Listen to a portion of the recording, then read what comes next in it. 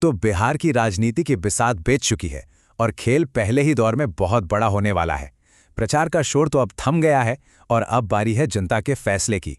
तो चलिए आज समझते हैं कि 2025 के इस चुनावी महासमर के पहले चरण में आखिर क्या-क्या दांव पर लगा है। पहले चरण का पैमाना कितना बड़ा है, बस ये एक नंबर समझ लीजिए। 121, जी हाँ, 121 विधानसभा सीटें, जहां पहले ही दौर में वोटिंग होनी है। ये कोई छोटा मोटा आंकड़ा नहीं है। यही वो नंबर है जो तय करेगा कि बिहार चुनाव की शुरुआती हवा आखिर किस तरफ बह रही है। नेताओं ने तो अपनी पूरी ताकत झोंक दी है और अब सबकी निगाहें आकर टिक गई हैं 6 नवंबर पर। यही वो तारीख है जब इन 121 सीटों पर जनता का फैसला ईवीएम में बंद हो जाएगा। चुनाव आयोग भी अपनी तरफ से पूरी तरह मुस्तैद है। तो चलिए इस पहले दौर को थोड़ा और करीब से समझते हैं। ये सिर्फ एक शुरुआत नहीं है, बल्कि इसे पूरे चुनावी महल की नींव कहना गलत नहीं होगा। अगर ये नींव ही हिली तो सोचिए आगे का पूरा नतीजा कैसे बदल सकता है। और देखिए, इस पहले दौर को जो चीज सबसे ज्यादा दिलचस्प बनाती है वो ये कि कई बड़े बड़े राजनीतिक सूरमाओं की किस्मत का फैसला इसी चरण में हो जाना है। ये वो दौर है जहां बड़े बड़े नाम अपनी साख बचाने की लड़ाई लड़ रहे हैं। तो आखिर कौन है वो बड़े खिलाड़ी जिनका राजनीतिक भविष्य दांव पर लगा है? चलिए एक नजर डालते हैं उन चेहरों पर जिनके मुकाबलों पर पूरे देश की नजर टिकी हुई है। इस चुनावी चक्रव्यूह के बड़े किरदारों को देखिए।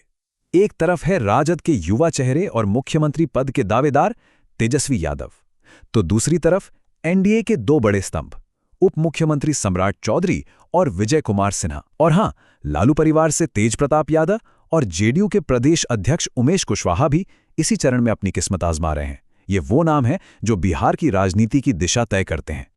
चलिए अब कुछ हॉट सीट्स का जायजा लेते हैं। सबसे पहले बात तारापुर की। यहां मुकाबला एकदम सीधा और कड़ा है। एक तरफ हैं उप मुख्यमंत्री सम्राट चौधरी, जिनकी प्रतिष्ठा दांव पर है, और उन्हें चुनौती दे रहे हैं राजद के अरुण कुमार, जो इस सीट पर बड़ा उलटफेर करने की कोशिश में है। लेकिन इन सब में एक सीट ऐसी है जिसके लिए बस एक ही बात कही जा रही है। पूरे बिहार की नजर राघोपुर पर है। जी हां, ये सिर्फ एक सीट नहीं, बल्कि एक पारंपरिक गढ़ और प्रतिष्ठा का सवाल बन चुकी है। राघोपुर, जिसे राजद का एक अजेय किला माना जाता है, और इस किले की रक्षा खुद कर रहे हैं महागठबंधन के मुख्यमंत्री पद के उम्मीदवार तेजस्वी यादव।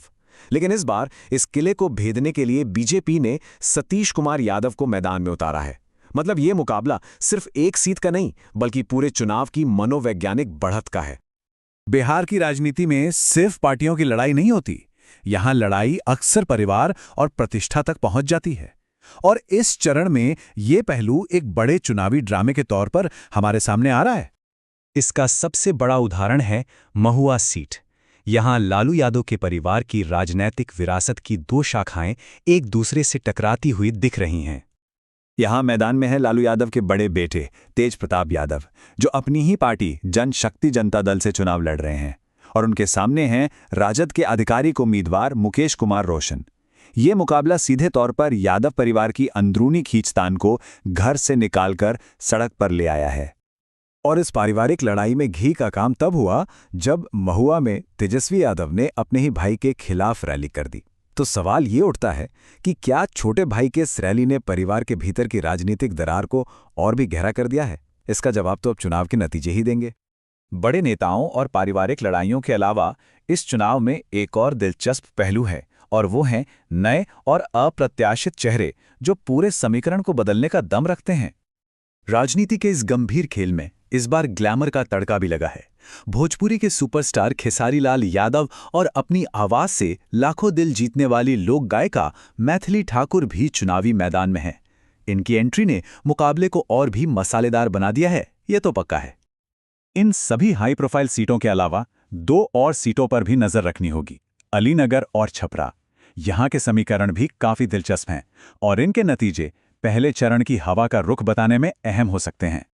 तो इन दिग्गजों, परिवारों और नए चेहरों के बीच बिहार का फैसला आखिर क्या होगा?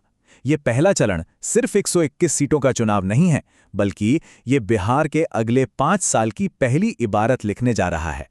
जवाब के लिए हम सबको 6 नवंबर का इंतजार करना होगा।